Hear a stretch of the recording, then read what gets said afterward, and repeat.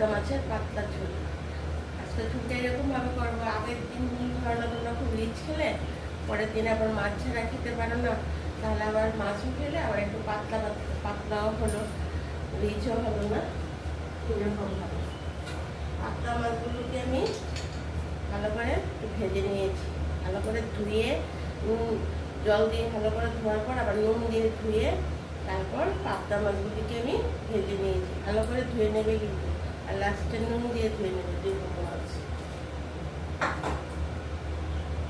ভেজে নিয়েছি। আর এখানে দিয়েছি এই যে মশলাটা, এখানে দিয়েছি পেস্ট করেছি, যে যেভাবে করো, শিলনোড়ায় করো বা মিক্সিতে করো।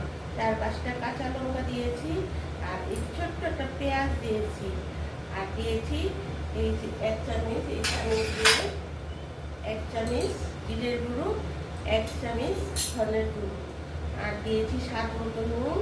আর যদি কেউ একটু ঝাল খাও তাহলে 1 চামচ গুঁড়ো লঙ্কা দিয়ে দেবে, আর যদি কেউ ঝাল না খাও তাহলে কাঁচা লঙ্কাটা দিয়েই হয়ে গেল।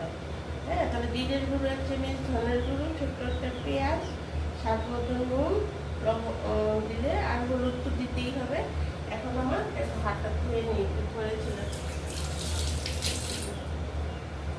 তেলটা, যে যেরকম তেল খাও, সাদা তেল খাও, লাল তেল খাও, পরিমাণ মতো বুঝে যে যেরকম খাও দেবে।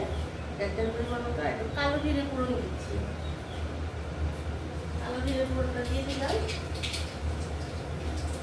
এখন আমি মশলাটা এই গরম তেলের মধ্যে দিয়ে দিচ্ছি। ছোট্ট একটা পেঁয়াজ দিয়েছি, বেশি বড় পেঁয়াজ দেয়নি। এখানে 8টা পাবদা মাছ আছে, এই সাইজে 8টা পাবদা মাছ আছে, আমি ছোট্ট পেঁয়াজ একটা দিয়েছি, এইটুকু সাইজের একটা পেঁয়াজ দিয়েছি। বেশি দিলে তো আর ঘন ঘন হয়ে যাবে, তার জন্য।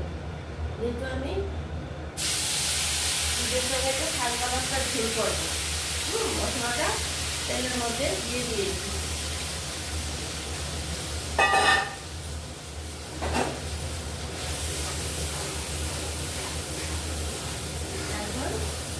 মশলাটা একটু কষানো হতে হতে ভালো করে মশলাটা কষানো হবে, ততক্ষণ পর্যন্ত মশলার সাইড দিয়ে এরকম তেল না বেরোবে। মশলাটা যখন সুন্দর গন্ধ বেরোবে তখন আমি ঝোলটা দেবো।